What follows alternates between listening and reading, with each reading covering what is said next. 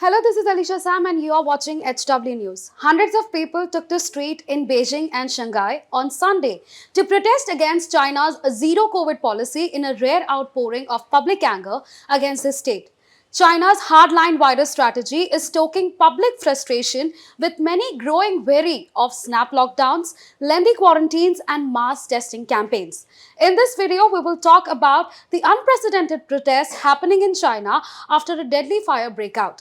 But before that, if you're watching this video on our YouTube, then do subscribe to our channel right away and press the bell icon to never miss a video update. If you're watching it on Facebook, then follow our page. Now you can access our articles, videos, and live TV with just one click on our app. If you haven't already, download the HW News app now from Google Play Store. The widespread civil unrest started after deadly fire at a high-rise building in Urumqi, capital of Xinjiang region, killed 10 people. Frustration mounted as purported videos of the incident led to accusation that lockdown hampered rescue efforts.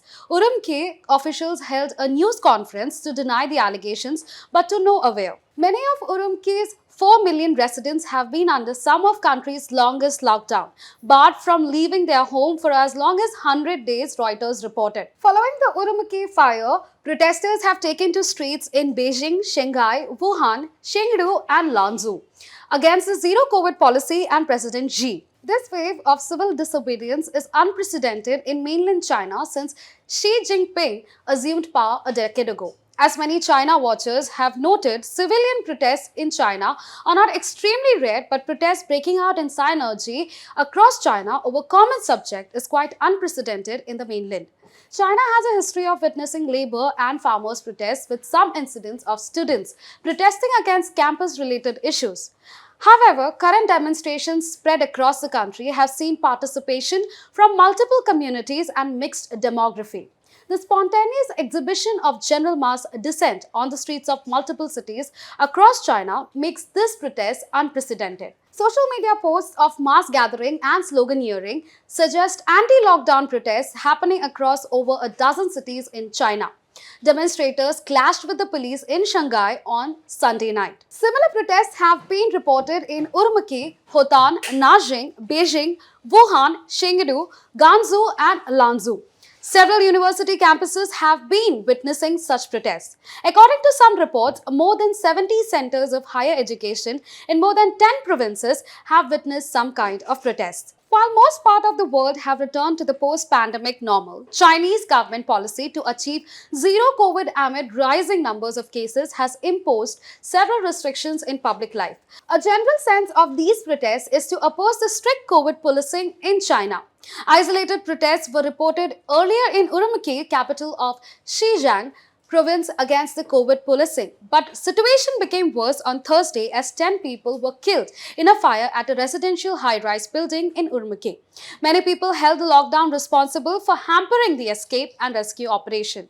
Demonstrations in support of the victims of Urumqi following incidents have been spreading across China like a wildfire. Even before Urumqi, there have been stray incidents of lockdown-related protests in China. Workers at the Foxconn iPhone manufacturing factory in Zhengzhou defied the strict measures and escaped from the facility. Protests were also reported in Haizhou district, Gansu, earlier this month. While the common theme of the recent gatherings has been the protest against the strict anti-COVID guidelines, the protests have started to take shape of general dissent against Xi and the Chinese Communist Party. Videos of slogans directed against Xi and the party at these protests have been surfacing on social media. Some of the protesters have also been heard chanting pro-democracy slogans calling Xi to step down.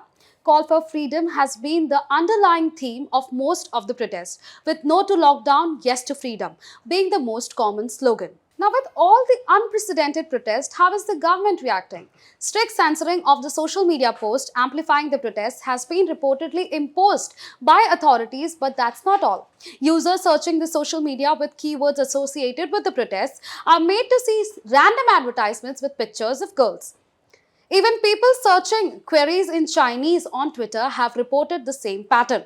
Police forces have been used to control the crowd with multiple reports of arrest and use of force. Some protesters have found an innovative way known as A4 protest to reduce the legal risk as they gather holding a plain white paper without any slogans. Even news articles are being censored on Chinese social media. However, activists are reportedly circulating an earlier speech advocating people's right to speak by the father of President Xi Jinping to evade censorship. While the state controlled Chinese mainstream media has largely blacked out the coverage of the demonstration, there are reports of police action against journalists working for foreign publication as well. A BBC reporter covering the Shanghai protest was arrested by the Chinese police during the Sunday night protest. That's all for the report. For more news and update, keep watching our channel HW News. Whatever your views are, do let us know in the comment section below. Take care of yourselves. Thank you. Now be the first to know about the latest updates on our new news app. Go on your Android or iOS, search for HW News Network. Download our app, choose the language you prefer to get updates in, and be up to date with the latest news.